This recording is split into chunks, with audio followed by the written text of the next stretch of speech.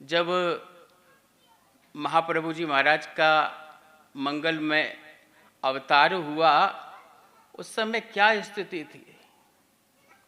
रसिकों ने, भक्तों ने गाया, और आप सेवक जी महाराज की सेवक वाणी का गान करते हैं। सेवक जी महाराज ने सेवक वाणी में गाया कि उस समय क्या स्थिति थी। बोले, उद्बस विश्व भयो सब देश, और धर्म रहित मेदिनी नरेश, म्लेच्छ सकल भूमि बड़े। बोले, आज से 550 वर्ष पूर्व कहीं धर्म दृष्टिगत ही नहीं हो रहा था। चहु और अधर्मी अधर्म था।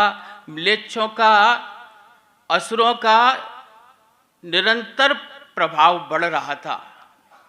जब मुगलों ने ब्रज वृंदावन पे आक्रमण किया तो उस समय क्या स्थिति थी। वृंदावन धाम में संत जन, भक्त जन प्रिया प्रीतम के लीला का, विलास का चिंतन कर रहे थे। उस समय मुगलों ने वृंदावन पे आक्रमण किया। तो जब आक्रमण किया तो सब संत लोग, भक्त लोग भाग रहे थे। तो रसिकों ने भक्तमाल में दर्शन कराया है। उस समय परम भक्त कृष्णदास जी महाराज वृंदावन धाम में प्रिया प्रीतम के उस दिव्य रास विलास का सुख ले रहे थे। तो भक्त जन, संत जन भाग रहे थे। उन्होंने कहा कि कृष्णदास भागो। बोले, क्यों? कि बोले, मुगलों ने आक्रमण किया है, भागो। तो कृष्णदास जी महाराज बोले कि बोले, भैया देखो, कितना प्रिया प्रीतम का अद्भुत रास विलास का दर्शन हो रहा है। यदि इस समय हम इस सेवा को, इस सुख को छोड़ कर जाएंगे तो इस अलभ्य लाभ से वंचित रह जाएंगे। कृष्णदास जी महाराज वृंदावन छोड़ के नहीं भागे। जो जाने वाले संत भक्त थे वह छोड़ के चले गए। मुगलों ने वृंदावन पे आक्रमण किया। कृष्णदास जी महाराज ध्यान अवस्थित मुद्रा में थे, प्रिया प्रीतम के लीला विलास का चिंतन कर रहे थे। लीला प्रकट थी। बोले, उस समय मुगलों ने उनका सर कलम कर दिया। बोले, जब सर कलम किया तो ललिता विशाखा आदि जो सखियां थीं वह दर्शन करके उनका हृदय द्रवीभूत हो गया।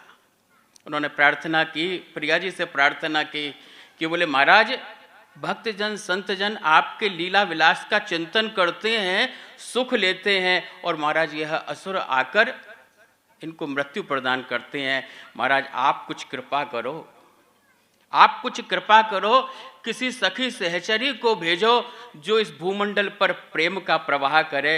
श्री रूपलाल जी महाराज ने अपने पद में इस लीला का दर्शन कराया है। रूपलाल जी महाराज ने दर्शन कराया कि रास मध्य ललितादिक प्रार्थना जब कीनी, और करते सुकुमारी प्यारी वंशी तब दीनी।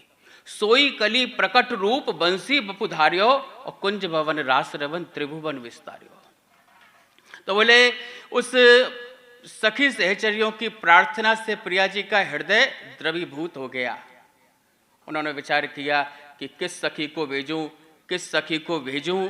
तो चिंतन करने के पश्चात प्रिया जी ने लाल जी की ओर दृष्टिपात किया, और दृष्टिपात करने के पश्चात उनके हस्त कमल से यह बंसी जी ली। बोले, बंसी जो है वह प्रेम स्वरूप है। जब बंसी का मधुर गान होता है ना, बहुत सुख देता है, बहुत सुख देता है।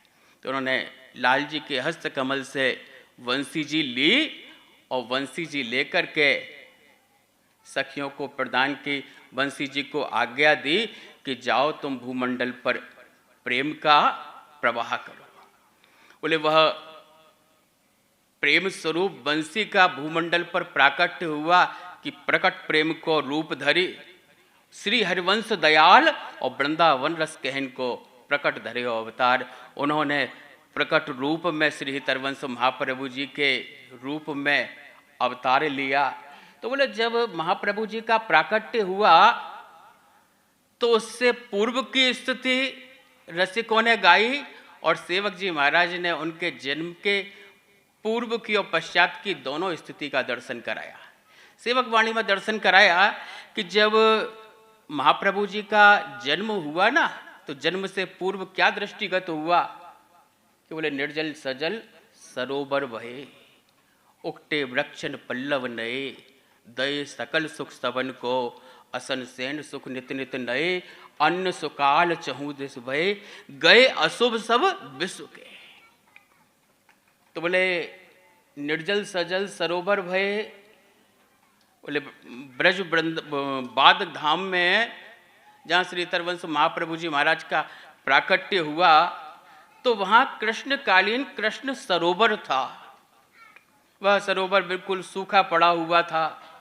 देखिए, जन्म से पूर्व रात्रि में जिसने दर्शन किया उसको वह सूखा सरोवर दृष्टिगत हुआ, और महाप्रभु जी के जन्म के समय वह सरोवर जल से परिपूर्ण हो गया। बोले वह जब प्रातःकालीन दर्शन किया तो वह सरोवर जल से परिपूर्ण था, और जितने भी वहाँ वृक्ष थे ना, उकटे वृक्षन पल्लव ने, जितने भी वृक्ष थे सूखे हुए थे, ऊसर भूमि थी, बोले वह भी प्रकृति अपने आप अनुकूल हो गई, और जो सूखे वृक्ष थे उसमें पुष्प प्रकट हो गए, पत्ते प्रकट हो गए, पल्लव प्रकट हो गए। तो बोले आज यह मंगलमय अवसर, बोले कारण क्या कि बोले श्री हरिवंश चंद्र अमृत बरस सकल जंतु तापनि हरणम, सेवक समीप संतत रहे श्री हरिवंश चरण शरणम। हरिवंश महाप्रभु जी महाराज के अमृतमयी स्वरूप से संपूर्ण प्रकृति पूर्ण अनुकूल हो गई।